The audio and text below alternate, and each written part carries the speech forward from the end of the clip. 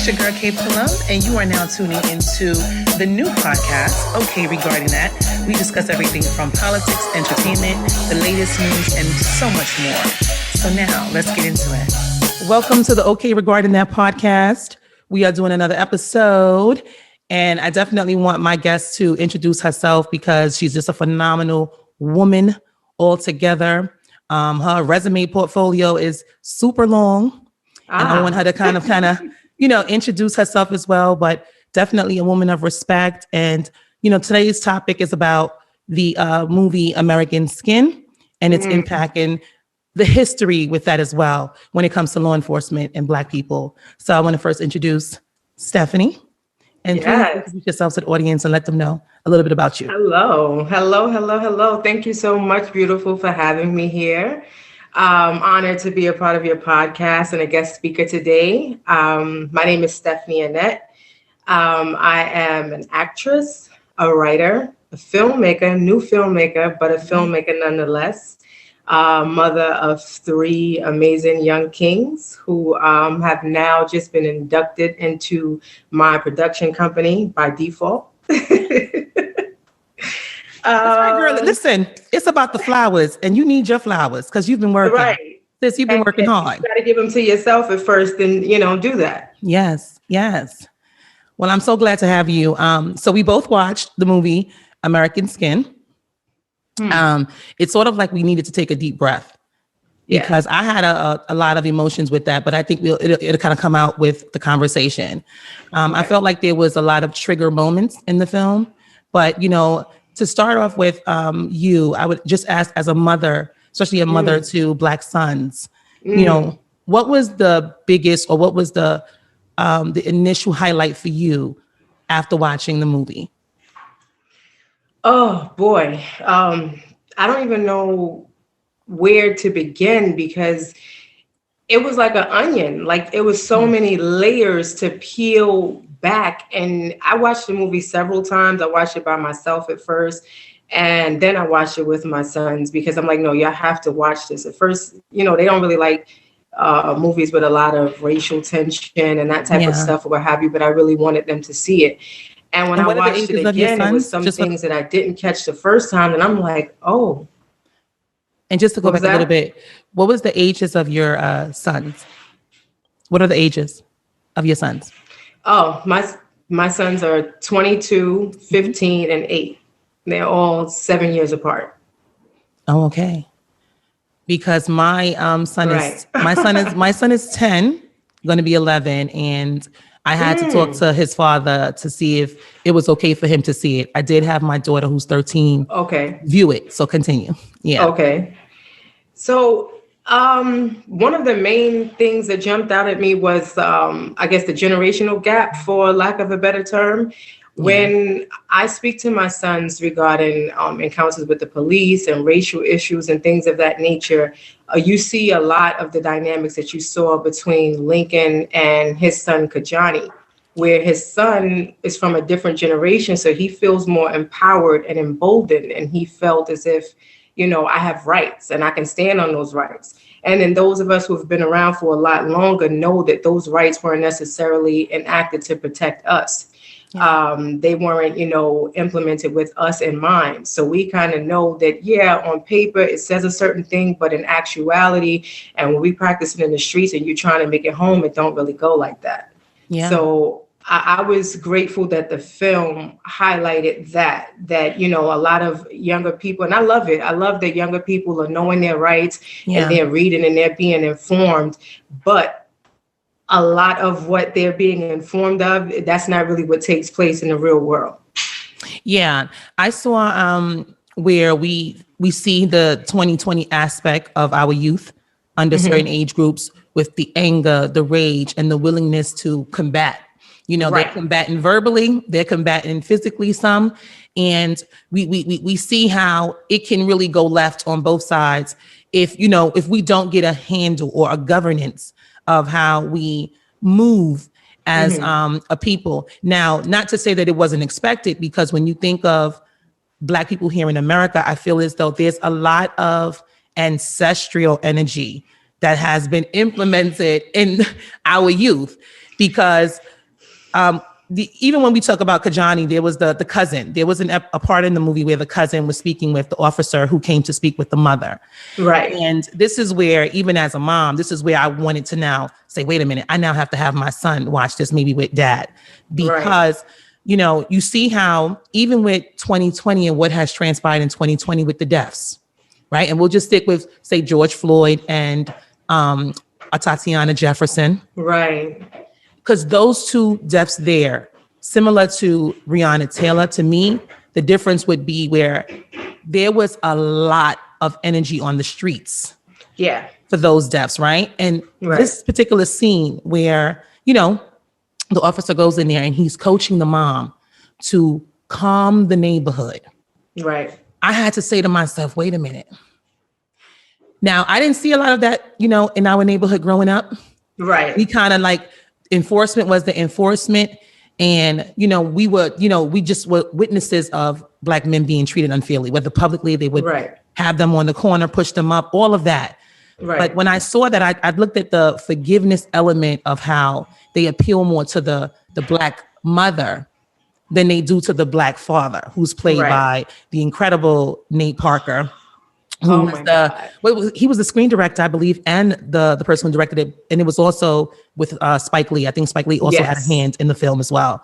Yep. So when I saw that, I thought about, them, and as well as like Breonna Taylor's mother and, Tatiana Jefferson's family as well. And then George Floyd's brother and everybody who advocated. And I thought to myself, there's many of us who know people, right? It may not be you and I specifically with our children, but there's many of us who don't even have that advocacy in family. The way, the cousins were advocating on the behalf of, the son that died. So it was kind of like, ooh, I didn't even know how to receive that. I was happy in one moment to see the advocacy and how strong it was, but I was also hurting because I could feel the pain of just everything. Yeah. And from a performer's and more say an actor's aspect, like we're taught in theater and in film that there's no such thing as a small role. Some people think, I don't have many speaking parts, or you only see me for 2.3 seconds and that sort of stuff or what have you. This actor, for example, for me, his role was so impactful and so profound. I don't even think they ever said the young man's name in the scene, where I think the mother might have said it when she told him to calm down or something to that effect. But his role was so impactful, even though it was just for a small time, but it showed so much. And like you said, you could feel the emotion through it, everything he was saying. Like I resonated with everything that he said. And again, as an actor, like we are taught that there is no small role. He jumped out of the screen for me to the point where I want to see more of him. Yes. Right. Yes. I think he's a new actor. I think he's a new up and coming actor. And I love grassroots actors because I feel as though you get some of the raw emotion of what they can bring as a multi-character person. They can go through layers. And I think just that small scene, the way he raged out, and I would say to what you said earlier is that normally does not happen when Black men or Black boys encounter law enforcement. You're not able to even speak that long. So in this case, there was a Black officer who had coached the mom while there was like the white officers who were at the door. So I kind of understood where the message was, this is what needs to happen. Our kids want to speak. Our youth want to rage out, but we're often silenced. That's what I saw. I was like, oh my God, this speaks to how we've been silent for so long and we don't be silent anymore. Because we're not going back. Especially this generation. They're not playing about being heard, about being seen, and about getting their voice out there and saying what they have to say, regardless of, like, I'm so happy. Like, I'm grateful. Again, sometimes it's scary because, like, when we see in the instance with Kajani, they had the conversation prior. It wasn't a situation where I didn't get the opportunity to speak to my son or my daughter about these type of situations before this catastrophe took place.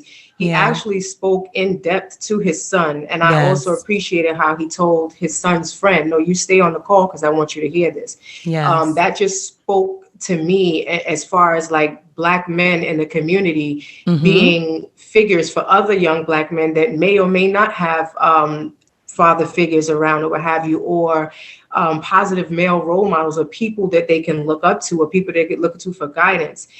He spoke to his son in great detail Yeah. about how to encounter the police. I know what the textbooks say. I know what they're teaching you in school. And I mean, even that had layers to it because he didn't go to a typical public school. He was Yep. being educated in schools where they would say, you know, in the suburbs or with Yeah. the white children. So they're Yeah. taught totally different. And my kids' school, they're taught to comply. Hold your hands up. Yes, sir. Yes, ma'am. You Yeah. know, and the white kids' school, they're not taught that. So he Yep. was operating from that fashion, and it's still, I mean, obviously we saw the outcome and how it went. I don't want to, you know, any Yeah. spoilers or whatever. I would hope at this point that everybody who's going to view has already Yes. seen the movie several times. Yes. But even in that instance, he was operating in his rights that he, you know, he wasn't doing anything unlawful. He was recording, which we are allowed to do. And it still Yes. turned out the way it turned out. So Yeah. that just, it's so many levels. Like I said, with the young people, even I've been marching and all since Trayvon and with Eric Garner, I've been Yeah. like, and every time I go out, I make sure that I take my kids with me. Okay. And if I'm being perfectly honest, I lost faith in the marching and standing hand in hand. And I lost faith in that a long time ago. Okay. I do it, you know what I mean, for the showmanship and for, you know, just for togetherness, for everybody else that's out there and that's doing it or what have you. But I lost faith in it a long time ago. And I have face off with my sons all the time or what have you, because they think a lot differently than I think. Yeah. But I still allow them to express themselves and to say how they feel. And I learn a lot from them because this is a different time. Yeah, it's a different time. I mean, I think for me in studying law, I think that one of the things that really stands out to me is that, you know, when I was doing my undergrad, I remember like the professor telling us like, you know, why it's important for us. He gave us like a small handbook of the Constitution book. And it stood in like my driver, what is it called? The front part, the side part, like the little desk area of the car. Okay. And the glove compartment. Yeah. Right. Okay. So the reason why I say this is because, you know, at that time I used to be an EMT. Right. Okay. So I used to do my overnight shift as an EMT, and then I would run down into the city. You know, if anybody knows about John Jay University, that was like downtown 59th Street, Columbus Circle area. So I would park my car and I would be running up the steps, and I couldn't be late to this particular class because this professor was very strict. Like if you was late, you dropped the letter grade. So it was like kind of like, you know what, I have to be there. So I would pay for parking, do all of these things. And I remember we had got the book assignment at the beginning of the week. And I had got every other book. There was like 3 books for this particular class. And it was about law and evidence. And I didn't have the small one, the small constitutional book. And we had a quiz. And one of the quizzes talked about, you know, do you believe that everybody should have the right to bear arms in the Second Amendment? And I can tell you that even at that time going to college, I was not as serious with even my studying. Okay. That I couldn't even really flush out because my experiences, I was still living in the Bronx. You know, I was still seeing certain things. So for me, it was like, well, you know, I'm just going to write something general. And, you know, we all know that if you take college courses, it's all about how you really reason with something that you researched. And obviously I didn't really have a full handle of that. And when I look at that now, because I didn't want to fail the class because you got to pay. And that was one thing too, I had to pay for that class. So I said, let me start studying. And once I started to learn a little bit more, I ended up purchasing this little small handbook, and it stayed in my glove compartment. It didn't matter if I switched the vehicle or anything, it stayed there. And what I normally do when I'm dealing with children, that's why I asked you about the children's ages, is I go over it with them so they can hear it in a simpler form to understand why doesn't certain things apply to us different than it does to white Americans? Because they don't see it that way. Because when I transitioned and I went from the block to the burbs, it's the same thing, like as Lincoln was expressing in the film to the officer who shot his son. Said, well, when they were discussing public education versus private education, I am saying that, you know, I see a difference in the suburbs. In the suburbs, even you can have certain public school that to me, they still have the staff, like how we had growing up. We had those good teachers that ushered in, to me, real life lessons with academia. Right. That is something that you don't really see. And as we No. got older, the neighborhoods crumbled because the resources were gone. We Right. didn't have those Black Panther elements in there. We didn't have the mentors, right? The hustlers went to jail. There was a lot of absentee fathers. So when you Yeah. look at that culmination, and then you see how you're trying to survive now, you say, my God, I have to become not only the student. I went from the student and then I had to become the teacher. And I see Right. the teacher in all of us, whether women and men, it's a life duty. Right. Because who has to teach our children how to interact when they step out into the streets, whether they have white friends, whether they have just only Black friends? It's like our people, Black people, still have to have those conversations with Right. their children. It reminds me so much of the movie prior to the Hate You Give. The Yeah. hate you. I don't think I saw that. You never saw that? That was based No. on the infamous book, The Hate You Give. That's where and I don't know if you know. Did you know that came from Tupac? The Hate You Give, because when he was screaming thug life, that's what he was referencing. The hate you Wait, give. what? Yes. How do I not? Wait, me and Tupac, and I didn't know this? Yes. The Yes. hate you give, because that's up next. Okay, I just text that to myself. That's been the way I communicate with myself. Okay. Now, Yes. No. Yeah, of course. Because this is what it's all about. It's all about how we share perspectives by our interpretations of certain things. So I'm okay, with that. There's certain things I'm like a nerd too. And then there's other things I'm like, girl, school me.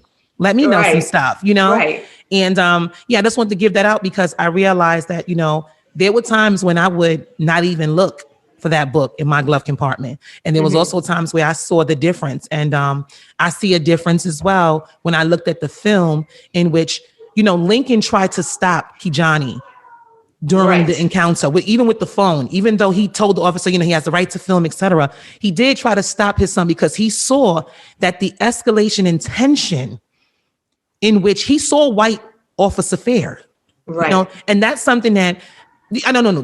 When you speak with your sons, is that something that you implement a part of the conversation? Because we often talk about what it is for us to be, what they say, stereotype, right? And the whole, what is it called? The when you get pulled over, what they say when you get pulled over, or the stop and frisk. Okay. Oh, All right. Black men get stop and frisk without like probable cause, right? Without suspicion. Right. Whereas you Being see a very different, profiled. Racial profiling. You see a big difference with white kids, right?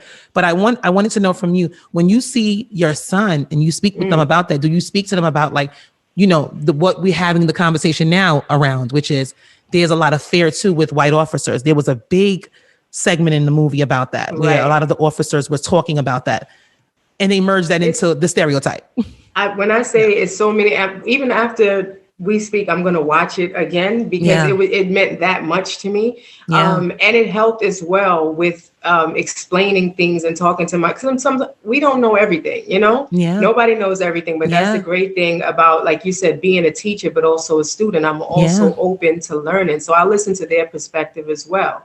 I called myself several years ago. I want to say my son was 17 or 16, if I'm not mistaken. Okay. He's 22 now. I'm talking about my oldest son, obviously. And I said, okay, well, with all of this is going on or what have you, maybe it's time, to have that talk, about how to cooperate or what have you when he is apprehended by the police or they're asking for ID or what have you. And I mean, I'm talking till I'm blue in the face. And I was talking in circles, if I'm being perfectly honest, because at one hand, I'm telling him to comply because, of course, like Lincoln, you want your child to come home to you. Yeah. You know what I mean? And then on the other hand, the Black Panther in me is like, you have rights. You know what I mean? Right. And stand, because at the end of the day, when you come home, I've had situations where, whether it was with police or with other people or what have you, where I didn't stand up for myself and I felt like a portion of myself or a fraction of a woman when I got home, like, damn, I should have stood up for myself, you know? So it's like that dynamic, in between, where I'm like, dang, obviously you want your child to come home to you, but at the end of the day, I'm raising men. Yeah. And I want them to stand up for themselves. Yeah. And I'm sitting there and I'm speaking till I'm blue in the face and trying to articulate as best as I know how so that he could understand. And by the time I'm finished, he's like, oh, I've already been stopped by the cops. And I said, what? What? Like, Right. I So this is thought the that, first time hearing it too. Like, why wouldn't you tell me before? right. And there's you that know, element too. I think a lot of black, what I saw with the cousins is like, even when the mom was like, okay, you guys need to calm down. It's sort of like, is it that most of us do not have certain conversations because we don't get picked, we don't follow it up if we think our kids are doing well. Like your kids are doing well. So if they're going to school, if they're going to college, if they're working, you're like, well, as long as they're home safely, that's all I'm checking in with. And I've seen that even with my parents coming from the West Indies and then coming here, it's like their biggest thing was like, go to school, get your education, go to work. There wasn't what you see now, right? The whole entrepreneurial spirit and speak up. We was not coached to do that. You were coached to keep your mouth closed, and just follow whatever you're being told. And that's kind of like a era that they came from. So there's like a forgiveness part, that I see that the youth, it's not so much that they're forgiving us, but the youth is telling us, well, they're not following the same code of the era we came from. Right. They're like, this ends with us. And that's what I'm saying. Like, I'm all for it. But at the end of the day, it's different, when you're having that conversation with your kids, because even with my son, when he said, oh, I've already had encounters with the police. And I said, like, and I'm like, why didn't you ever tell me? And he's like, oh, because I know you're going to react this way. And I asked him, I said, well, what happened? Oh, I was going to school. I used my school train pass. And the police told me that I looked too old to be using a school train pass. And they asked me for ID. He said when he was looking for his ID that they roughed him up and looked in his pockets, and I lost it. I'm like, wait, what the hell? Because he's like, I said, why didn't they just allow you to brandish your ID? So he didn't know that they roughed him up or what have you. And for him, it was like a Tuesday, like it happened and move on or what have you. I was in shambles. I was in shambles. I'm like, I can't believe that this happened. And I didn't know. And he didn't tell me because he knew as a mother, I would react a certain way. But for him, he just said, well, yeah, I've already had encounters with the police. I thought I was ahead of the curve. Wow. Absolutely not. Yeah. One of the things I'm learning to start to, say over and over to myself is, it can happen to you. It can happen to your children. Sadly enough, it's not about you. You could live in Timbuktu. Our skin goes everywhere we go. And that just means that, unfortunately, because there was a segment in the film when they had the jury, right? Because for the audience, it's very important for you guys to understand this. After Kajani is killed by the officer, the father takes measures in his own hands. Oh, and this is where you're going to have a lot of discussion around, when we say Black masculinity to the forefront versus how, it's not something that, to me, white corporations want. Right. They don't like when they see certain things that come from a full energy of Black men that are moving more masculine than feminine. This is not a conversation around feminine men that actually display their femininity. This is about, when we're talking about the protection of Black sons and daughters, the protection of Black women. When we say Black masculinity to the forefront, we're saying that we need our first line of defense for us. And if that means if I'm with my Black man, he is my first line of defense. Absolutely. And with his children, he is their first line of defense. Right. So you see that in full swing, even ironically with Nate Parker, because how he was, they silenced him for a number of years after the outrage from Birth of a Nation. Brought up all of these miscellaneous charges and everything from his past or what have you, because of his masculinity, because he was speaking out. He wasn't talking about, although it's not irrelevant, but he wasn't speaking about slaves being in shackles and being submissive and yes, master, no master, we fight back, we rebel. They wanted to silence that spirit in him. And so it's ironic that this type of movie and the Black masculinity that you speak of is still coming from the Nate Parker. That's one of the main things as well that I was just so grateful for, that he just refused to be silenced. He's still using his platform. And, some people, they get knocked down and it's like, okay, I can't come up against this machine. So let me fall back or just, hide in obscurity or what have you. He didn't do that. And he came back even harder, and it's relevant. And I'm like, this is exactly what, it's so many like necessary topics that this film touches on. Even when it talks about, or when they ask, can you be prejudiced against other Black people if you're a police officer? And a lot of law enforcement, I have law enforcement in my family, friends and stuff like that, or what have you. And there's some, I don't want to say that they're out of touch, but some of them, when we have these conversations, they're kind of tone deaf and somewhat out of touch, because you don't understand that you have been under a system. You've basically been programmed. You've been programmed and been used as a tool in white supremacy against your own people. It doesn't matter that you look like me, you may sound like me, and we come from the same neighborhood. You have been indoctrinated under a system that was enacted to oppress us.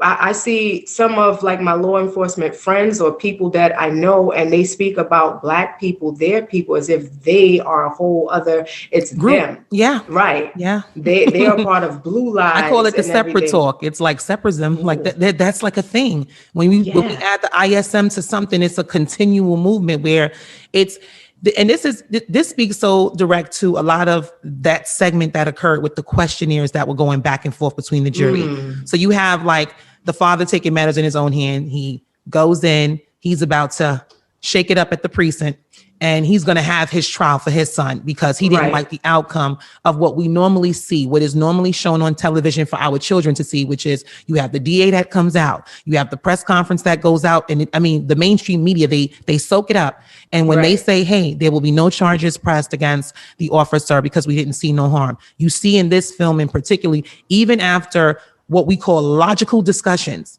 where we want to kind of understand each other as human, because we know in essence, right, we're all, divine by some being where we can move in righteousness. But the reality is that we don't do so in actions. Right. And that's the bad relationship between white Americans and Black Americans. That's the bad relationship between even when we cause division amongst our own groups.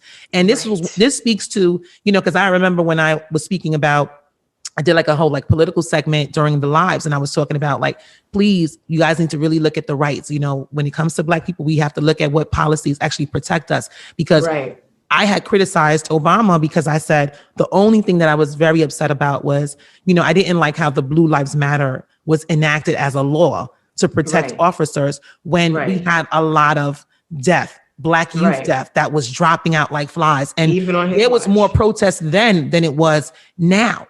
Right. And you kind of saw if anything, it felt like a slap in the face. And now we know, yes, presidents, governance, they have to represent all. But when we are looking at it from a lens of people, this group of people, Black people, we see that there are not policies and laws that are enacted to protect our bodies. And I think the officer spoke to that when, after they was going about the Q&A, what about Black on Black crime? And what about white on white crime? And I love that. I think that segment, to be honest, was definitely Spike Lee, because Spike Lee has a great way visually of putting together, coming from New York City, Brooklyn, right? You're a Brooklyn resident as well, right?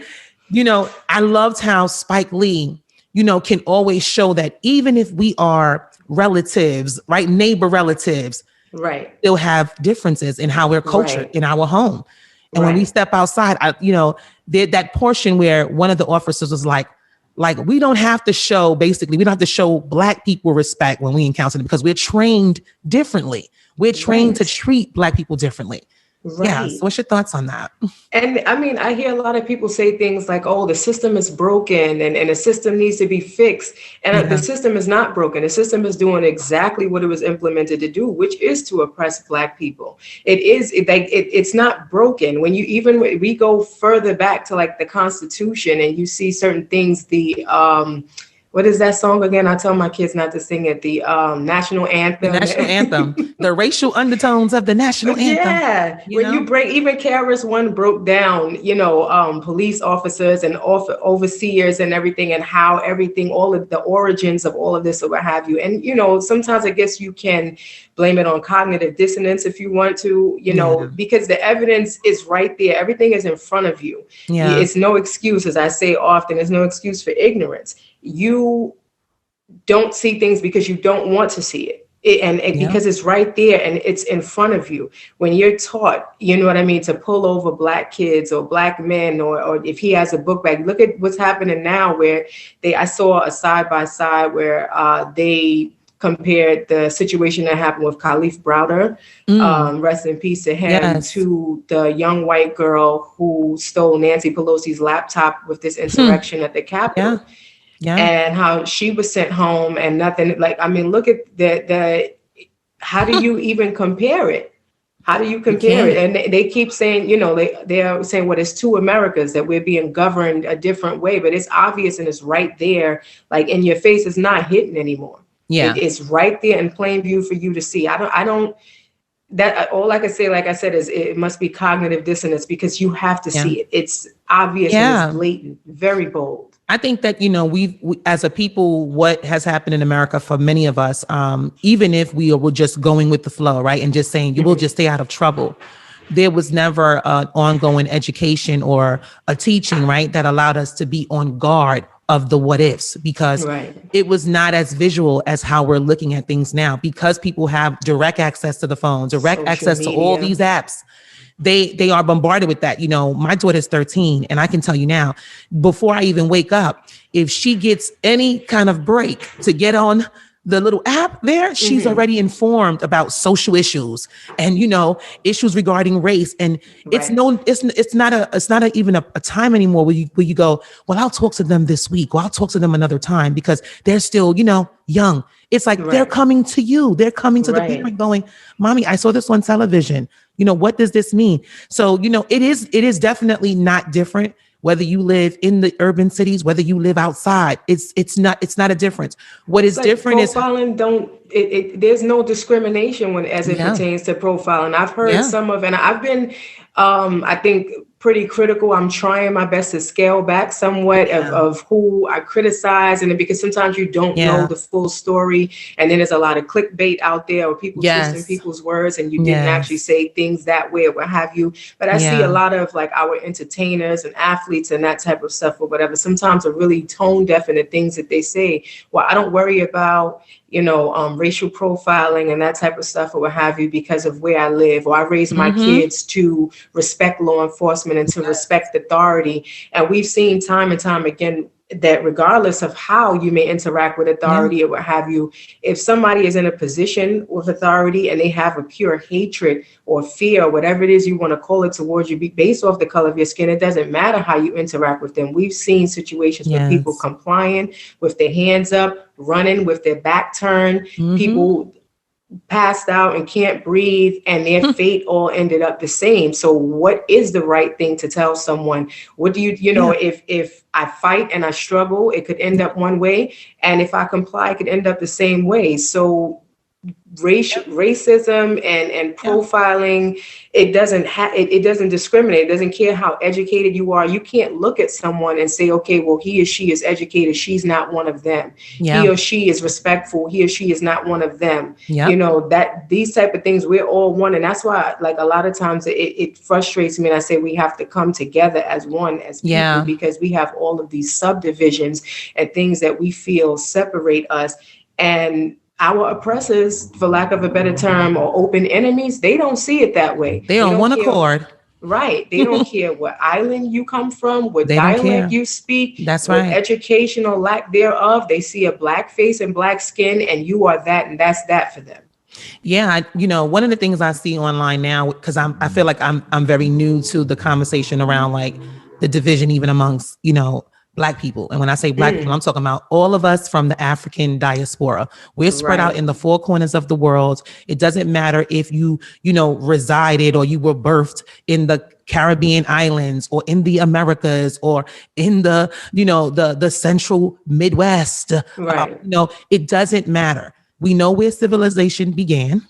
We know that it started there.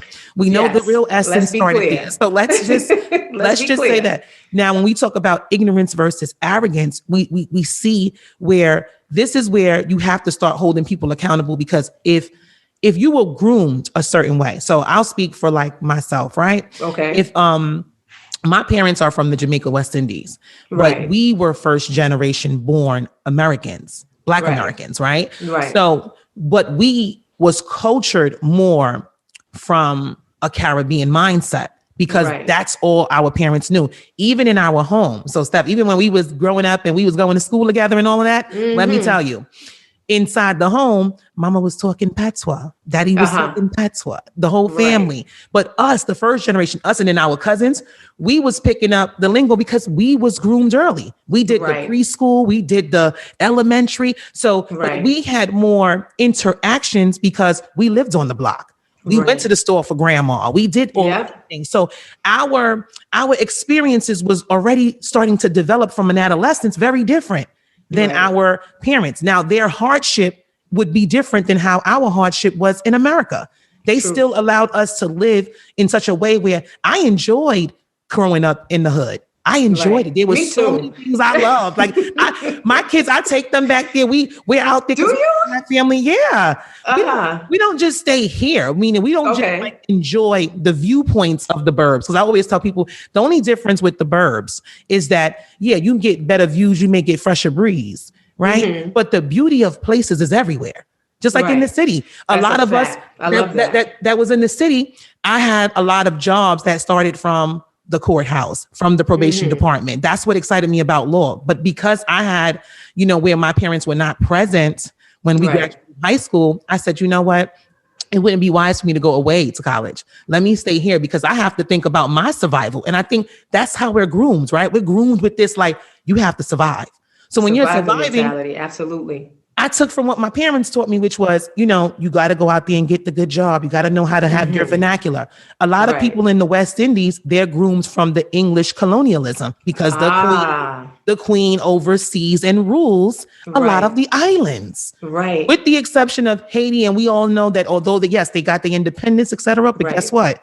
As you can see, there's a lot of redevelopments there because they was one of the countries that fully rebelled.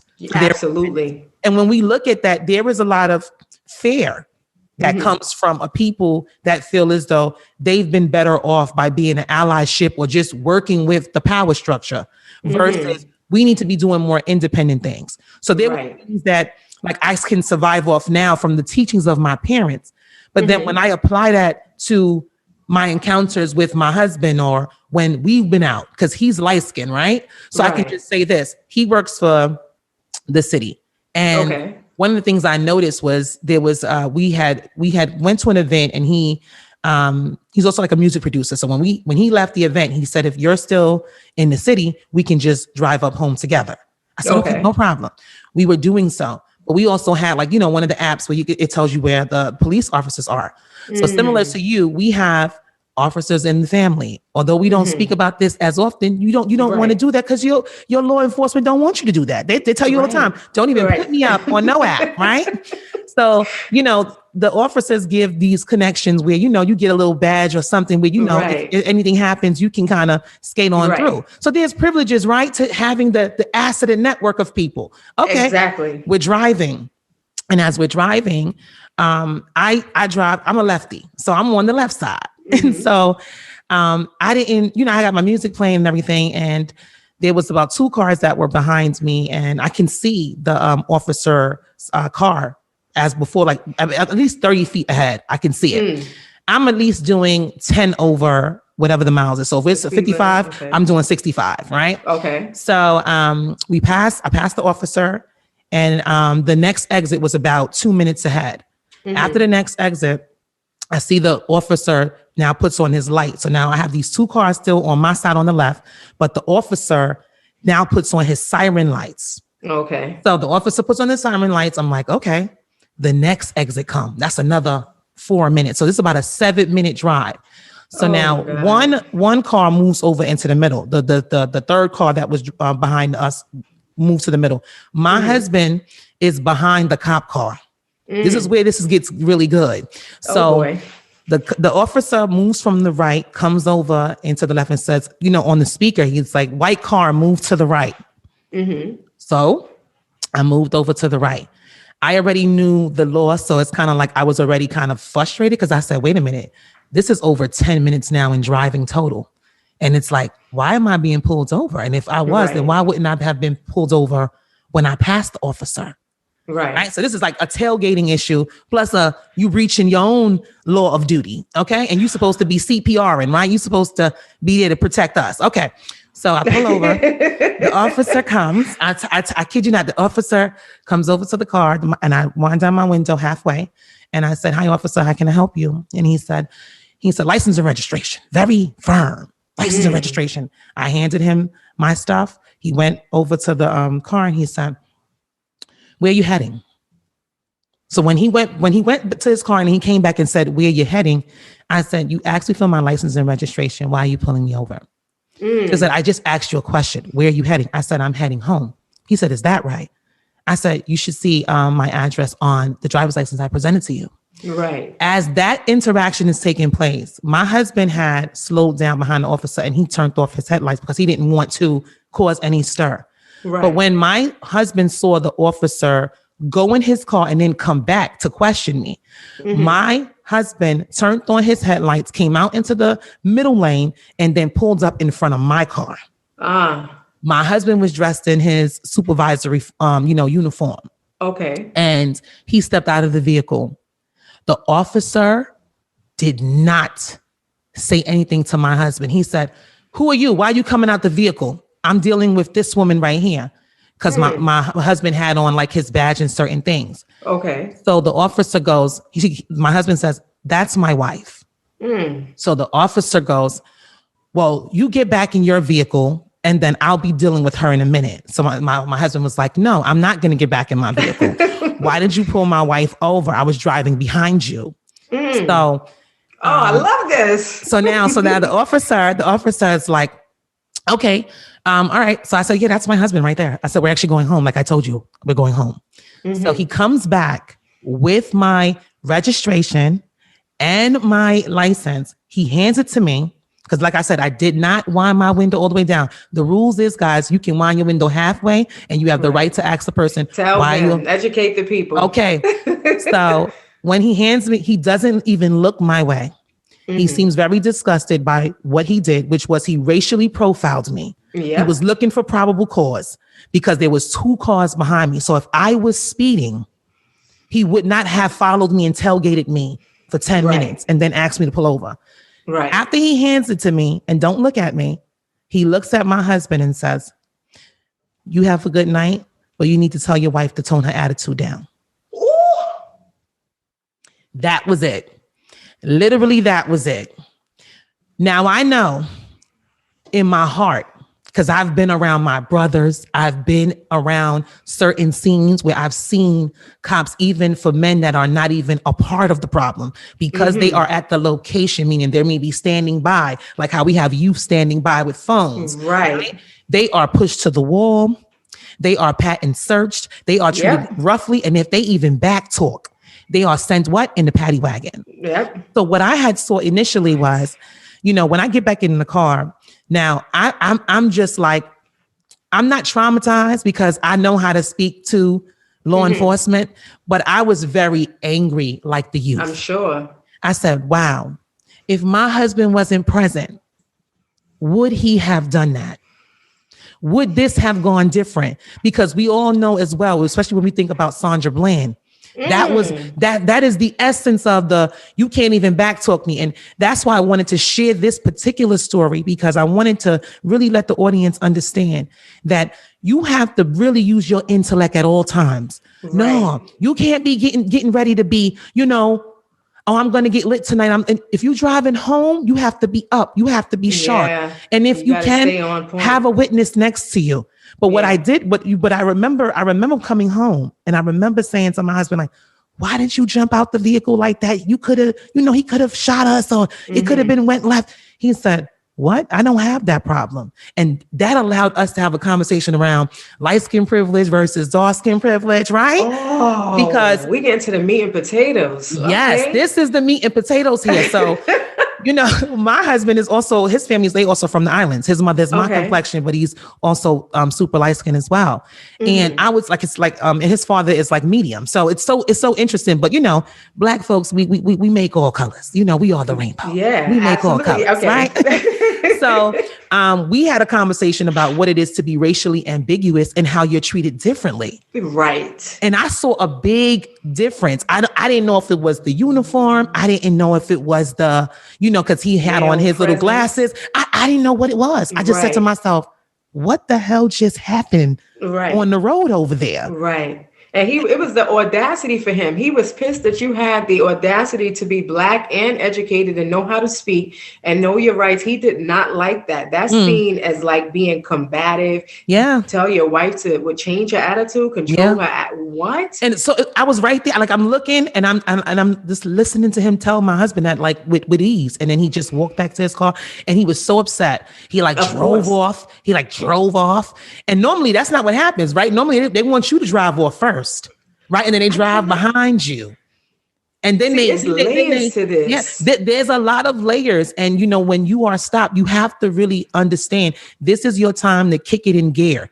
You got to know what you're doing. And that's what I liked about Lincoln and Kajani, because he was trying to be not just the director for himself, but for the life of his son. And even that was not good enough because we learned in the movie, the officer, after just having to hold it in so much, the officer says out loud, I saw you guys in a neighborhood, AKA a suburban neighborhood, an affluent neighborhood. And I just said to myself, because you guys were in a crappy looking car and your complexion, I had the right to ask you what's going on. And we're trained to do so. And they're trained to do so. And that goes all with the whole, determining the probable cause. Right. I didn't know that officers are trained to look for the probable cause based on the suspicion that starts with our complexion. That was the thing. I could understand I really thought it was going to get to the root of the speeding ticket, which was the beginning of the conversational of the movie about why they was pulled over, only to find out that it was deeper than that. It really all went back to, it was a racial undertone.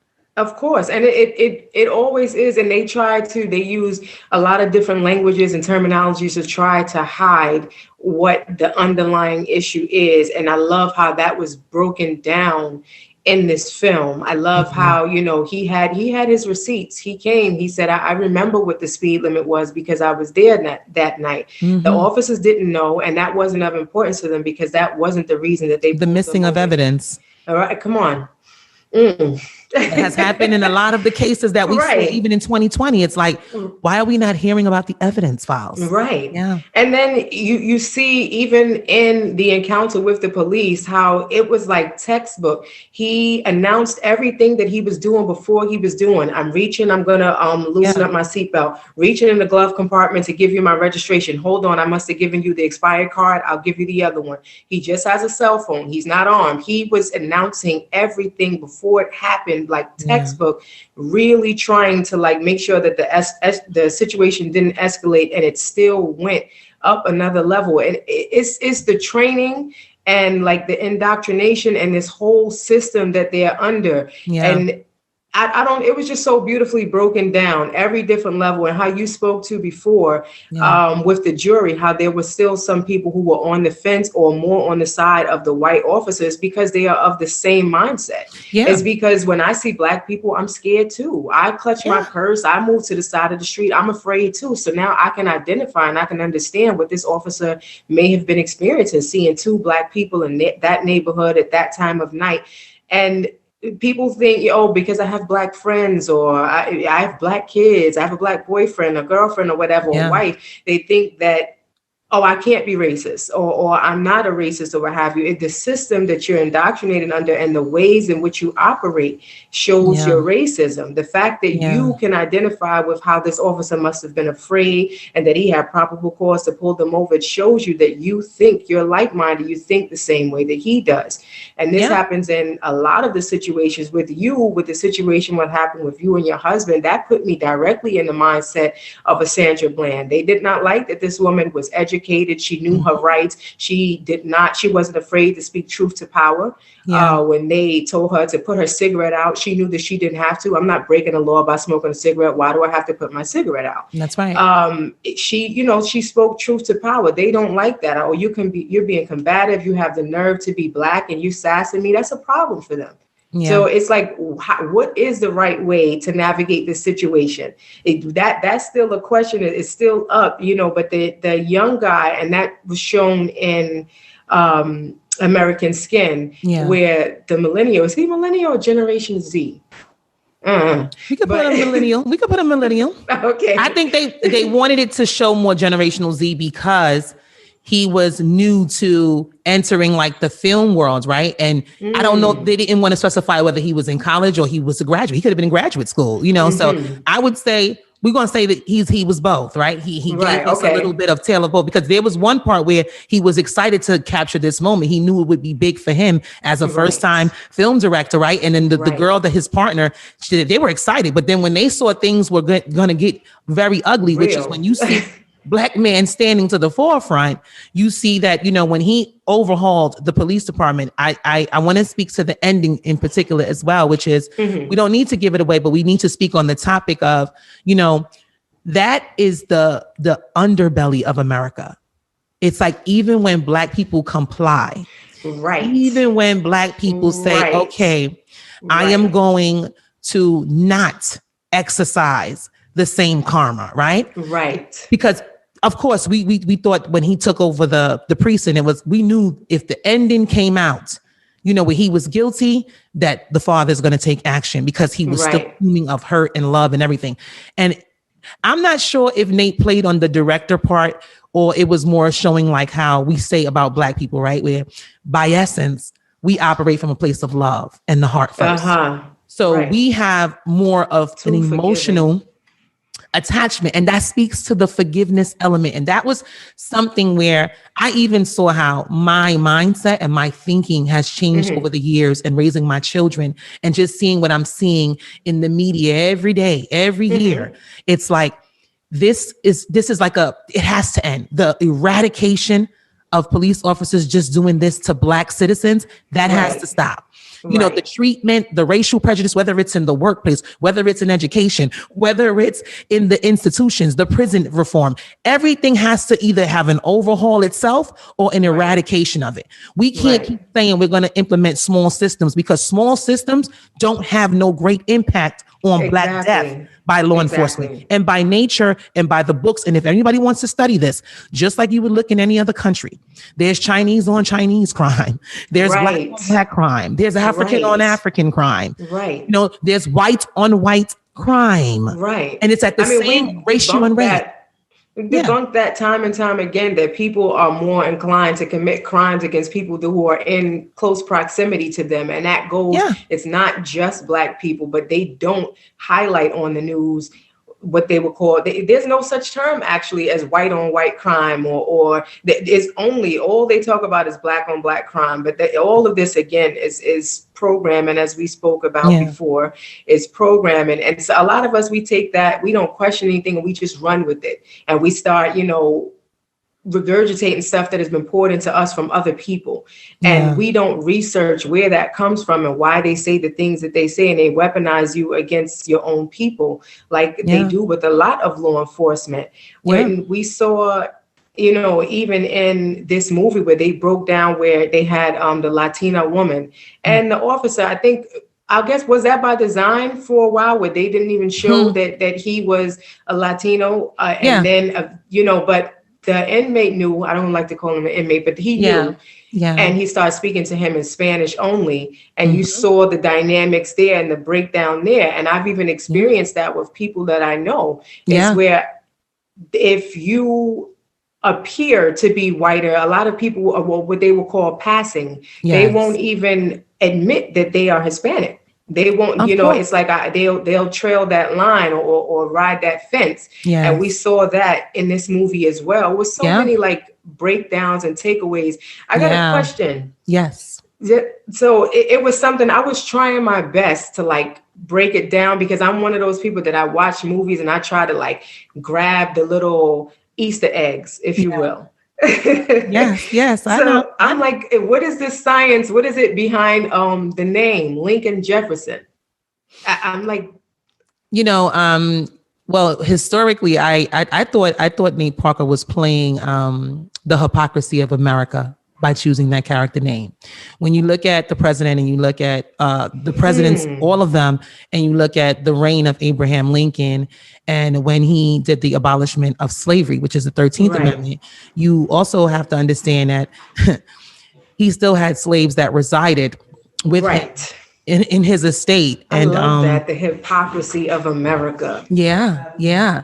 And I think that now that people are starting to look at how kind of like how Jim Crow started and the Right. Reagan era and then the Nixon era and the list goes on and on, you start to see that although there are some policies that are pushed that kind of show this we'll do something, right? Right. We're going to calm down the uproar. Right. But you still have them who uphold the Constitution, where the treatment of us is still 3/5 of a human being. So that's the thing. It's like if we're fully whole, and this is the reason why I always tell people that politics is Black business. That's why it needs to be an everyday discussion. It's not a, because I've seen this with even some celebs that want to have a woke voice. They're silenced in a bit. It's like, you don't do that on your page. You're going to lose audiences or you're going to lose this. And it's like, but if you are of this skin, what about their parents? Yeah, we know that celebrities, they sign contracts, right, with their white officers, white corporation. And what I mean by that is that's the protection that they have as an elite artist. Right. They are backed by the label. Who runs the label? Right. Who runs, the ads that you get? And yes, we have to survive and adapt in any society that we live in, but we want to do so with the protection and with the same equal rights as everybody else. Why is it that it's us, the only group of people, even with our history, even with Black Wall Street, even when we look at Rosewood, even when we look at a lot of our leaders who, even if they did it passively, even if they were less aggressive, even if they used the religious aspect to fuel us to be more desensitized, in my opinion, because it doesn't allow people to feel uproar. And it also allows us to feel as though we're waiting for something to come out of the sky. While we're watching white people have their success and wealth here, Asian people and every other group and all the other countries that dominated through power and colonialism have their heaven here with our resources, with the backs of what we built. Oh my God. Still, we have to play the oppressive part as a people. You preaching now. Come on. we have to play the oppressive part in every part of the journey. It's like, when do we get our fair share of the pie?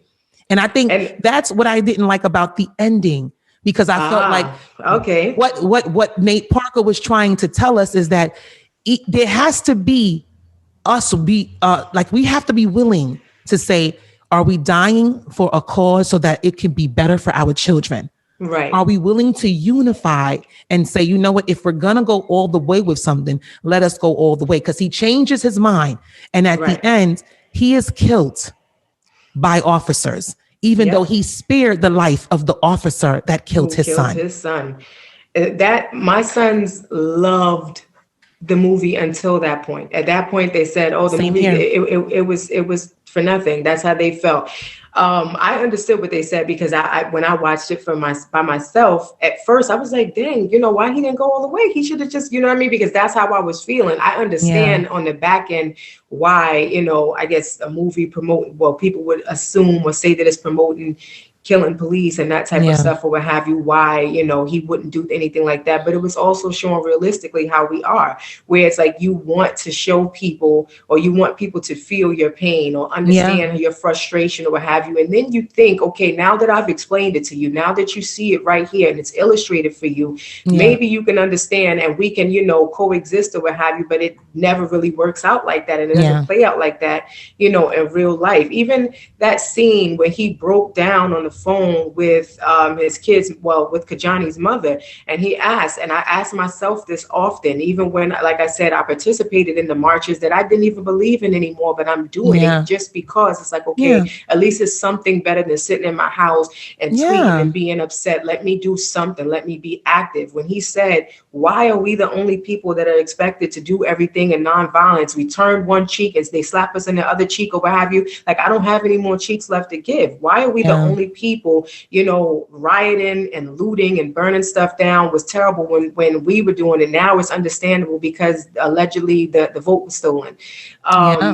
We're the only people in history, when you go back, even if you want to go back to biblical texts or what have you, we're the only people who feel like things can be done without like violence or without people like, an eye for an eye. And he even used like that iconic Malcolm X scene where he's at the window looking out, holding up his gun. And I was like, oh my goodness. When I picked that out, I said, oh, that was straight up Malcolm X or what have you, like by any means necessary. But he definitely went all the way. And then at the last minute was like, okay, I'm going to show a little bit of compassion. And I think that's sometimes how we operate, because you want people to treat you that way. And we operate like that, even in relationships and friendships and stuff. Sometimes or what have you, you treat people, sometimes it's like a mirror effect. I'm going to treat you the way I would hope that hopefully you could treat me. Yeah. And he tried that, and he saw, that was, to me, it was a message just saying that, like, unfortunately, I don't think this is going to work. It's not going to work. Showing people your pain, telling people we're tired, we're frustrated, they see it. You know what I mean? It's here. Yeah. You can't hide it anymore. It's on the forefront. But I also think that, even with that last part, right? Remember the media clips that followed, right? They played on the essence of, we're going to make him out to be, and this is where this is the controversial part for me with the, not after they shoot Lincoln, it's the messaging. Right. It's like, okay, we have a way of, even when we as a people know that our leaders are doing things on the behalf of us, they're taking the risk, they're speaking up. As a people, we have to learn to stay on code and be willing to make sure that the names of our leaders are represented right. When I looked at the media images and I saw how, they were saying, oh, he was a ex-military, right? Who had some mental problems. Right. That is how white America and the corporation of the Constitution holders, the elite 1%, when they're talking about the greater good, they're saying that the collateral damage effect means we have to uphold the Constitution. And if the Constitution was founded on the idealism that we can have some laws that will say all citizens and the protection of. But when you look at even the Second Amendment and the right to bear arms, going back to what I said earlier, when the Black Panthers were doing that, the NRA had banned guns. Right. They didn't want that, right? And they were backed by the Constitution and the Supreme Court. But now when you see what happened on the U.S. Capitol, and when you see what's going on right now, if you go to any of these gun stores, the lines are down the block as if they're taking their stimmy to get their Second Amendment. Not the stimmy. Not the stimmy. They're gearing up because remember they have, white people also have a fear about, them not being able to uphold a full democracy, which is, we know that America stands on the oppression of a people in order to have its capitalism and et cetera, et cetera. But when you look at the last part, it's like, would America, or would that story, see, the story is going to be told through the filmmaker who was told, the millennial, right? To send it out. But the damage has been done. And that speaks to this. And this would be like the wrap up. I would like you to follow up with this as well. When you saw how we just celebrated, right? The nation celebrated Martin Luther King. What I loved about us, whether it's a new wave in media, which Joe Biden did speak of when he said, we're going to have unity and we're going to have to respect all media, including Black media. That is because we can't stop no more the message of the truth. We can't because of the access and how fast it's being disseminated out into the earth. Right. But what I saw when it was Martin Luther King Jr.'s birthday, it was a different tone this year than it was any other time. Before, it was just like we honored him, and many people honored him even more so than Malcolm X because he had the statue, right? He was given all of these accolades. But a lot of people forget that a lot of his work, when he started realizing that, wait a minute, integration as well as our ability to have the equal access is still going to be a problem to fight against the big white structure. Yep. And that's why he was assassinated. I loved how people gave him his flowers right this year with the history context, because that is what's missing in our children. Sometimes we hear about a leader because they used to, they have a good way. And when I say they, I'm talking about people that control the big outlets that get the information out to the world. They have a way of putting even us against us. And Malcolm X said that best, they'll send one of your own to kill you and then paint you as what? The bad guy. Exactly. And that's what they did with Lincoln Park. I'm sorry, not Lincoln Park. Lincoln Jefferson in this movie, Right. That's to show you where my mind is at, audience. Right. My mind is on everybody. From Park to Jefferson. Okay, to Washington. Yes. That was like, we see that so often. And sometimes even in us and our people, I'm sometimes disheartened how we are so willing to just take a narrative that's fed to us and run with it when it's about our leaders, when it's about our people, when it's about each other. When they start painting a picture that he or she is crazy and they lost their way, or it was drugs and what did they say about Lincoln? That he was associated with ISIS or some sort of radical. They made it seem like his dismissal was like of something else when it was never spoken about when they had the initial trial. It was never spoken about when the mom apologized and the public and said no more harm in the streets. Right. It was very interesting. Very interesting. Right. But I do love exactly what you said, how this year the tone was different as it pertained to Dr. King. Yeah. And I say that as well because for many years I saw a lot of what you call separatism, or a lot of people comparing like Malcolm X and Martin Luther King. Even now, like Malcolm X doesn't have like national holidays and things of that nature, or what have you. But a lot of people were under this guise that Martin Luther King was all nonviolence and turned the other cheek. And for a time, yes, he was. Yes. But then after a while, when he was enlightened and he realized that this isn't the way, or it's not working, and he started to go another route, like you said, this is the reason that he was assassinated. Before, he wasn't necessarily seen as much of a threat. And then when they realized this Black man with this following and this much power, and now he's about to start leading people down a different path. Most Black men that are powerful and masculine are seen as a threat. We saw that with this movie. We saw that with a lot of our great leaders or what have you. They are seen as a threat, and they have to break them down somehow, even within us, within our own people, in order to like really, kill their legacy, for lack of a better term. But I love this year from Dr. King's daughter, when she talked. Oh, that tweet was amazing. Baby. Oh my goodness. And the memes that followed. Right. Said, how dare you?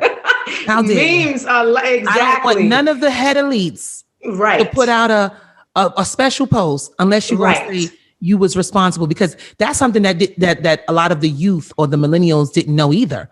That, they did take credit for the assassination of Dr. King. And those are things that are hidden, similar to, a lot of our other greats. When you start to read the fine print, when you start to do the research, you're like, wow, I didn't even know that, And it's like, okay, now it's time to be woke all day. Meaning we're not asking you to wear the dashiki. We're not asking you to pretend. We're saying that get it in your mindset, get your intellect, know thyself, knowledge is power. And, I love that. And I thank you so much. I mean, this was such an awesome conversation. Same. And again, like I wanted to speak with a Black woman. I wanted to speak to a mother of sons, And, this podcast, when we call it Okay Regarding That, we're saying that it's regarding a lot of things. Right. I like that. Yeah. It doesn't allow you to be boxed in. Yeah. Yeah. Right. We can go sometimes entertainment, sometimes politics, sometimes we can get serious, sometimes we can have fun, but we have relative. It's all relative because here we keep the balance, but it's more important for us to understand that, I really am a person that embody the male and female perspectives. And I feel like not just our children, but the world, they need to see us every day, being the voice of us. For many years, we've been allowing ourselves to be so complacent with other voices to tell us how we should perform and how we should govern ourselves. And it's like, this is how a new we wear our hair, how we dress, how we talk. Come on.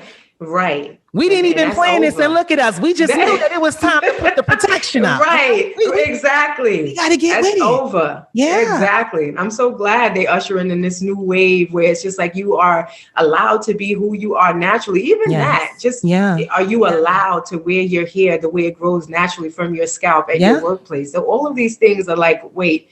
Yeah. I'm so glad all of this is being pushed to the forefront. I'm glad that I got a chance to witness this in our lifetime, because I think we are like we're bridging the gap, because we're in between. We're not, I'm not No, same millennial. Same here.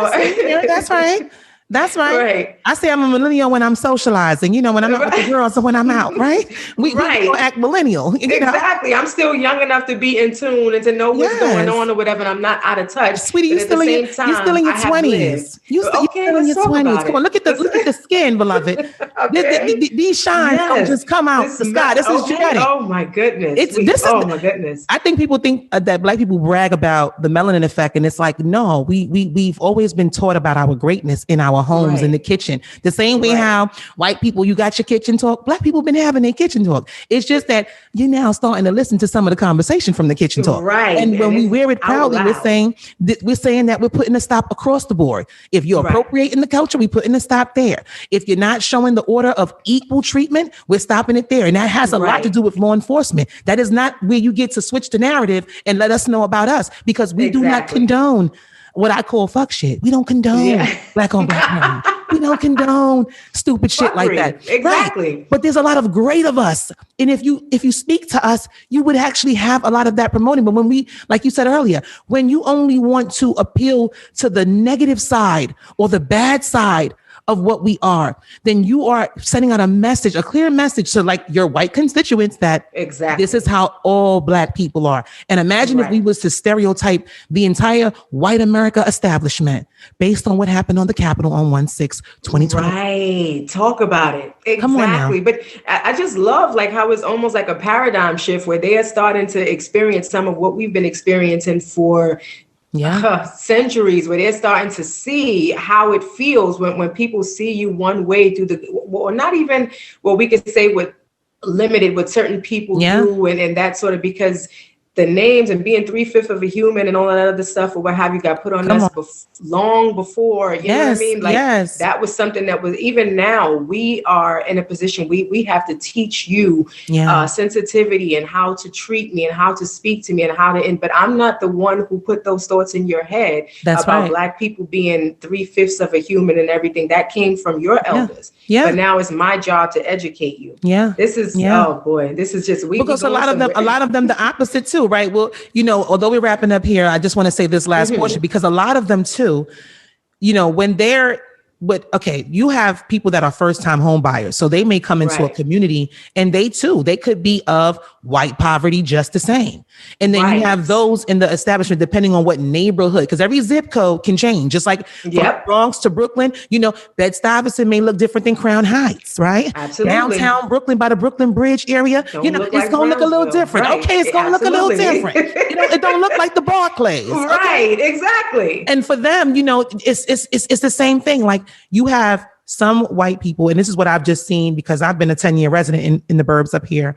You find that there's some first-time home buyers who come from the Westchester, the New York energy. So for them, they've had some diversity, whether it was in their school or their college. They probably did some advocacy, similar to how we saw in the 60s and the 50s. There were white allyships that existed that wanted to be a part of Black movement. It's just that because if a corporation is out to get one being or one group, right, then guess what? We're never going to show the allyships. We're never going to show that. So I saw that in here where there was a lot of people, whatever their background was, if they were first-time home buyers, they wanted their kids to play with your kids. They were, introducing themselves first. It wasn't like oh my God, I'm not going to talk to her because she's dark-skinned or whatever. But there's, and then you have those, you can tell they are resonating themselves from a place of maybe the wealth that they come from.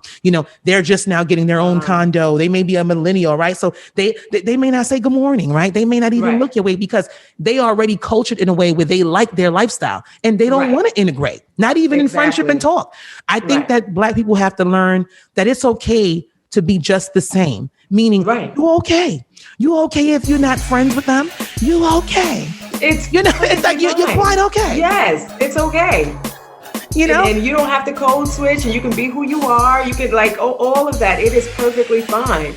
So, it's a lot of elements, and, I hope that everybody listening, you get to understand that, this is the nature of when you deal with Black folks. We talk that shit. We have our perspectives. Yes. And we're gonna end with that